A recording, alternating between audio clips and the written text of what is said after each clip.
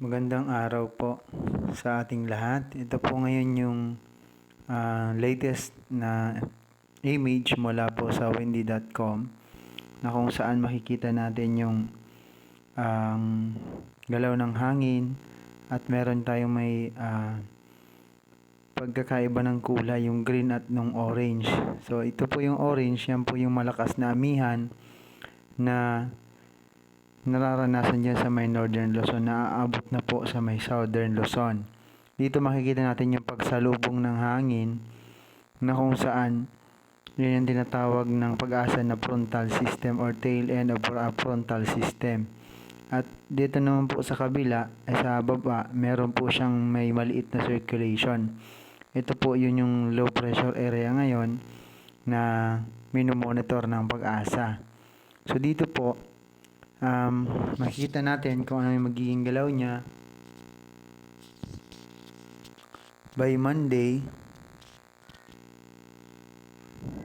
hanggang pong Tuesday. Makikita natin yung hindi naman po ito inaasahan na maging bagyo ng pag-asa, pero magdadala po ito ng mga pag-ulan dito sa may Southern Luzon, lalo na po makakadagdag ito sa amihan na nararanasan ngayon. May maraming mga makalat-kalat na pag-ulan at pwedeng malakas may dudulot nito lalo na sa mga susunod na araw. Yan po. By Tuesday, malakas pa rin po yung hanging amihan at ito pong low pressure area ito ay medyo mahina lamang po siya. Kaya good news po na ito po ay malaki ang posibilidad na hindi po ito maging bagyo sa mga susunod pong araw.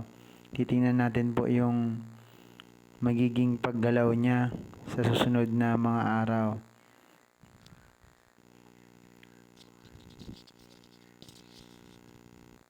Yan po, malakas pa rin yung amihan, yung malakas na amihan pa rin yung umiiral kasi amihan season na po ngayon.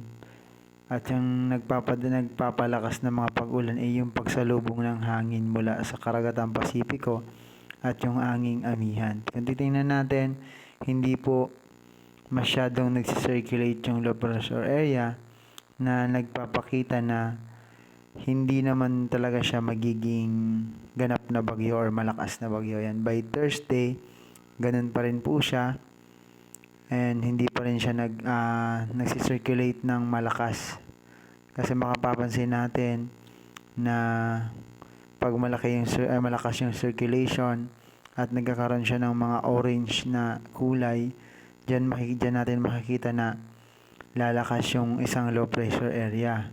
Tulad po ng nasa may west ng Thailand na ito na nagsisirculate na pwede yan maging isang ganap na bagyo.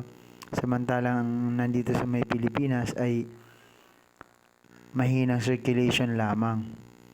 At yan po sa Friday, ayan, abot ng Friday, hindi pa naman po siya nagiging ganap na bagyo. Kaya good news pa rin po, kahit na maulan ay wala pa rin tayong inaasahang bagyo na darating ngayon hanggang pong Friday.